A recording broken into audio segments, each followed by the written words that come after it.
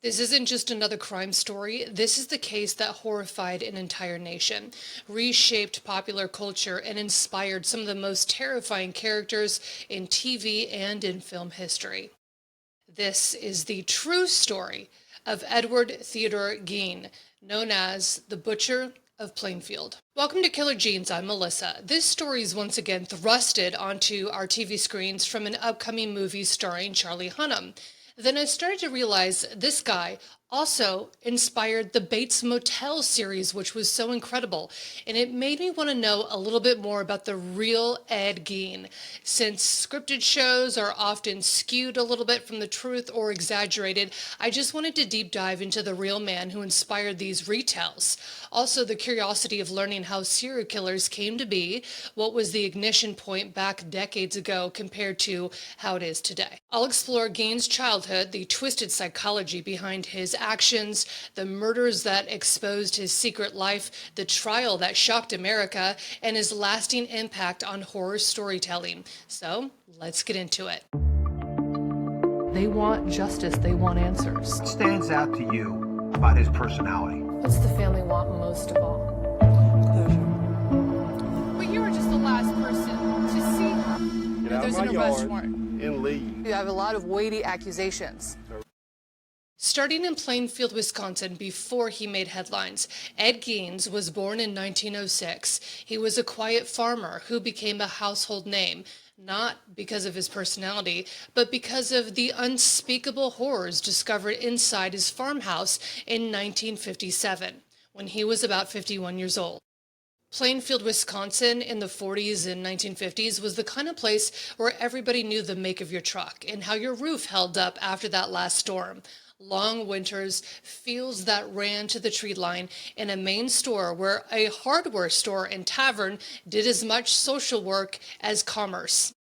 Deer season meant the town got quiet. Half the pickups gone, half the coffee poured in thermoses, and the rest of the day measured in the echoes of distant gunshots. It was a community of routines, church on Sunday, chores every day, kids who learned to shovel before they learned to spell January. It's important to picture this because the shock of what would be found on a lonely farm outside of town was magnified by how ordinary Plainfield seemed and the people were. This is part one, Gein's childhood, the house that built him. His father, George, worked a series of jobs, like many people did in that era, struggling with alcoholism. His mother, Augusta, was devout, domineering, and absolutely convinced the world was a corrupting force, especially women, whom she preached were innately immoral. The Bible was not comfort in that house. It was a warning label on the human condition. When Ed was still young, the family moved to a 155-acre farmhouse outside of Plainfield. Augusta liked the isolation, fewer influences, less temptation, you know? At school, Ed was shy and withdrawn, sometimes laughing at odd moments as though answering a joke only he could hear. He did well in reading but poorly in everything social. After class, he went straight back home and he was doing his daily assigned chores. The family losses came in a grim cadence. In 1940, his father George died of heart failure. In 1944, Ed's older brother Henry died during a marsh burn on the property, a controlled fire that got out of control. The official account pointed to an accident and asphyxiation. Bruising found on his body, noted in records, was questioned later on. But at the time, no one pressured on the bruising found on his body because his brother's killer characteristics had yet to be discovered. But there was speculation later on whether Ed Gein had anything to do with his brother's death or not. Then in December of 1945, just 1 year later, after those two deaths, Augusta died after a series of strokes. To Ed, it wasn't just a parent passing, it was the collapse of his entire world. He idolized her, feared her, obeyed her, and with her gone, the scaffolding he used to understand life was pulled away. What Ed did next tells you everything. He boarded up the rooms his mother used, the parlor, the upstairs, sealed like a shrine, preserved in dustless stillness. He moved himself into a small, cluttered room off the kitchen where the rest of the house was allowed to rot. It was grief, yes, but grief mixed with a profound inability to separate self from mother, past from present. That boundary would continue to erode. Outwardly, Ed did what many men did at that time just to get by. He kept up the farm, he worked as a handyman, he joined crop threshing crews, he did short stints with the road crew, and in a detail that threw a lot of people off, he sometimes babysat, which is just horrifying to think about now. But back then, people remembered him as odd but polite. He wasn't threatening, he was helpful. He sold an 8-acre parcel that had belonged to his brother, so he received a farm subsidy in the early 50s. And if you'd asked a neighbor just to describe him, you'd get the same words: quiet, keeps to himself, strange, but harmless. And then there was the private world after Augusta's death. Ed sank into pulp magazines and lurid histories, cannibalism, anatomy, Nazi atrocities, stories about human skin turned into household objects. He was not reading like a scholar, he was harvesting imagery. Somewhere in those years, the late 40s into the early 50s, Ed's solitude hardened into a bizarre ritual. This is part 2, the cemeteries.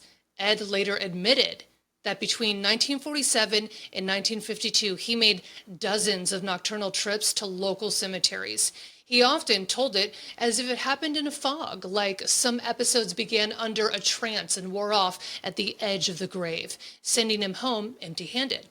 But not always. Sometimes he brought back parts of women, recently buried women, roughly the age and build of his mother. Police would verify some of this: the text exhumations, the disturbed caskets, the missing remains, the wedding rings left behind as if to square some private ledger. He said he wasn't a grave robber for profit. He wasn't defacing monuments. He was, in his own framing, visiting his mother, resembling her, becoming her. This is where rumor has to be separated from record. Authorities did catalog a grotesque array of items fashioned from human remains, bowels from skulls, masks cut from faces, skin made into upholstery, and a lampshade. Then there was talk of a woman's suit, a torso skinned to be worn. Ed denied any sexual acts with corpses. He said they, quote, smelled too bad. He reportedly told investigators, and there's no evidence of necrophilia in the clinical sense, but the boundary violation was immense.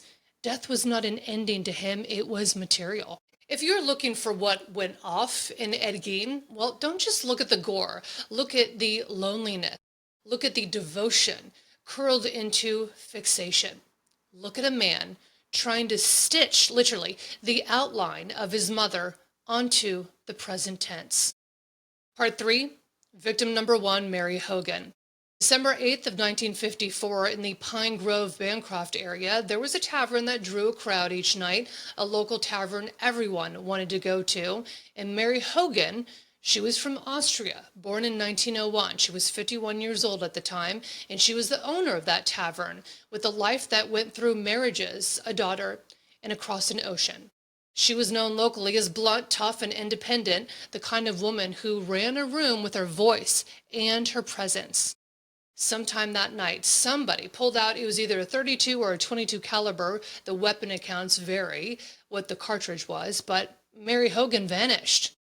Investigators found blood and a spent casing, no body, no suspect they could hold at all accountable for this. And so for years, it remained a cold case with a catch of dread in the community.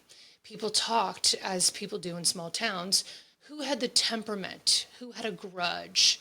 But the name that would eventually fit didn't make sense at the time because the man in question, he wasn't a fighter, he wasn't a bragger, or a problem in the taverns ever. He was the quiet one. It would take 3 years and another disappearance for Mary's story to come roaring back into the headlines and to finally be solved. This is victim number 2, Bernice Worden. November 16th of 1957, opening day of deer season, Plainfield's hardware store sat under a sky the color of tin, and business was slow that day. The hunters were in the woods. The town had the vacant echo it gets on days such as that. It's hunting day. Everybody's in the woods. Bernice Worden, 58 years old, ran the hardware store.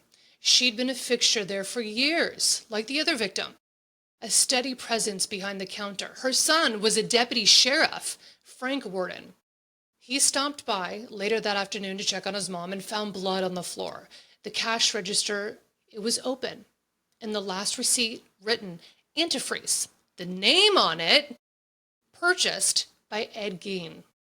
So by evening time, very quick, deputies had Gein in custody and a search moving towards the farm. There was no electricity at the farm, so they bought generators and lights to just light up the entire property. What they walked into first was the shed.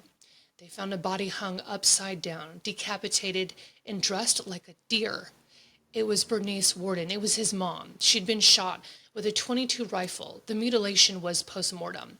In the house, they found the rest, a collection of human remains and artifacts so disturbing that seasoned officers at the time had to step outside to steady themselves. Among those items was Mary Hogan's face and skull. The cold case in the tavern was no longer cold. Ed confessed to both murders pretty quickly. He didn't give a Hollywood monologue. He drifted in and out, hazy on particulars, firm on the fact that he did take them. He led investigators back to the cemeteries, to the graves that he had opened, to the macabre inventory assembled in his farmhouse. So, why Mary? Why Bernice?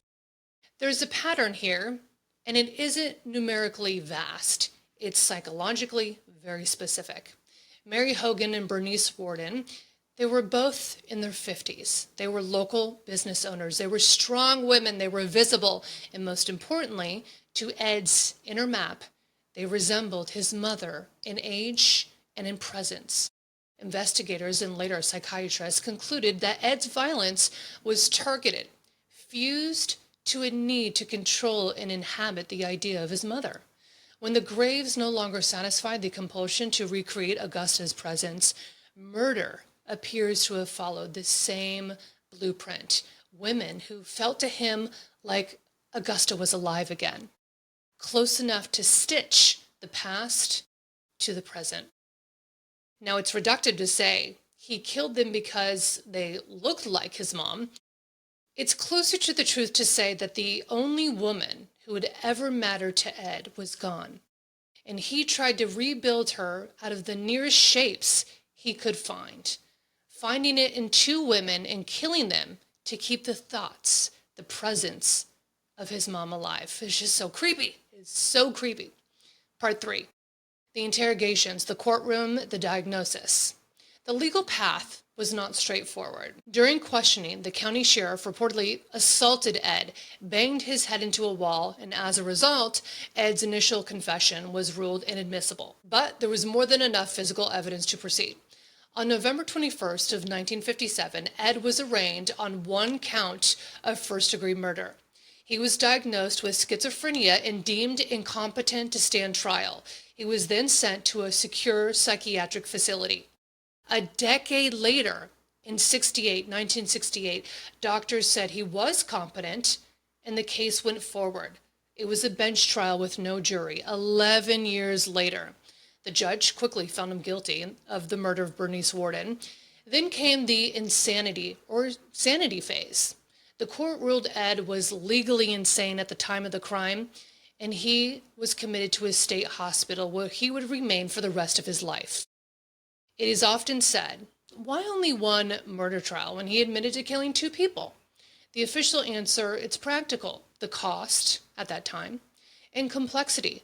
Mary Hogan's murder had been admitted. Her remains were found in the house, but prosecutors tried the case they knew they could complete cleanly and decisively. Before the auction of Ed's property, rumors already swirling that the farm might become a grotesque roadside tourist attraction. The farmhouse burned to the ground in the middle of the night in 58. Arson was suspected, but nothing was ever officially proven. Ed's old Ford sedan, which he used in his nocturnal trips to the cemetery, it was sold to a carnival sideshow operator who put it on exhibit for a quarter just to peek at it. Gein died at the mental health facility on July of 1984. He was 78 years old, and he died of respiratory failure secondary to lung cancer. His grave marker in Plainfield, the cemetery, was chipped away by souvenir hunters over the years and eventually stolen. It was later recovered and removed from public display, so he's buried beside his family in an unmarked plot known to locals but unadvertised to strangers. What was true? What was myth? With cases such as this, the mythology grows like mold. So here is the short ledger of what we know and what we still don't know. What is confirmed are those two murders, Mary and Bernice. Confirmed, extensive grave robbing of body parts. Also, human remains turned into household items en masse, a skin corset, a torso, described in police reports as a woman's suit. Not confirmed were the claims of sexual acts with the corpses, and Ed always denied that. Also, there were suspicions, so many, that he was tied to other disappearances. It was investigated. He even did a bunch of polygraphs and psychiatric assessments, but they just could not connect him to any other murders. So any assumption is just still a mystery at this point. What disturbed the nation was not a body count. It played a role, but it was the intimacy of the violations, the way the home, the most private of spaces, had been turned into a museum of the dead. Plainfield, after what happened to a town such as that, a small town, once it becomes synonymous with a horror scene like that, people move on as best as they can. They stop talking to reporters, they rebuild routines to teach their kids to avoid the property line, and they lean towards a kind of double vision, the Plainfield of church, of suppers, of Little League, and then, of course, the documentaries that were ignited from this horror story. And of course, one is much louder than the other. Ed Gein inspired so many different characters. The Norman Bates in Psycho, Leatherface in the Texas Chainsaw Massacre, Buffalo Bill in Silence of the Lambs. None of these characters are specifically Ed Gein, but they are dramatizations, composites of him. But the reason they endure is that they take the uneasiest part of his story. The monster can be quiet, polite, a neighbor, and they make it the main event. Horror doesn't live in a cave on the edge of town, right? Sometimes it mows the lawn right next door to you. Ed Gein was a handyman, a farmer, and a son who never found a way to live without his mother. He stitched grief to obsession and obsession to atrocity. And in the end, he was judged both guilty and insane, and then died in that hospital room. Now, historians and scholars of American culture often point to Ed Gein's unusual place in criminal history. He wasn't a prolific killer, only 2 confirmed murders in the number count, but his crimes combined elements of murder, grave robbing in a way that felt singular, especially in the backdrop of the 1950s of America.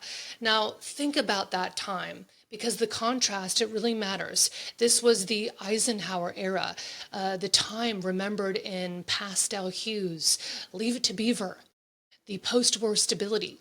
Against that backdrop, the discovery of Ed Gein's The Farmhouse was like tearing open this nightmare stitched onto a Norman Rockwell painting. Scholars return again and again to this childhood that he had, Augusta Gein, the domineering mother whose sermons about sin and punishment fused into his worldviews.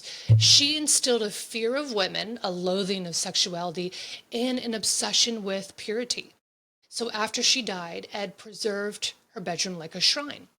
In Plainfield itself, the city itself, it never really recovered or took back its innocence from this. The media painted this Plainfield area as tainted, a town somewhere complicit, and the stigma lingered long after the farm burned to the ground. But criminologists, they caution Gein was not the typical serial killer, of course. We don't see that today. He did not kill for thrill or for sport. He killed because grave robbing eventually wasn't enough. His compulsion was tied to mutilation, to reconstruction, to the fantasy of becoming his mother again. And yet the legacy of Ed Gein extends far beyond the courtroom, right? His story has become the soil from which some of the greatest horror characters grew. Gein's story didn't just horrify, it rewrote the American nightmare. It revealed the monstrosities that can exist, not in the distance, but in the house down the road, the farm at the edge of the town. And in doing so, it forever blurred the line between true crime and horror fiction. I hope you enjoyed this small little dose of history and criminal behaviors spanning decades. This has been Killer Genes. I'm Melissa.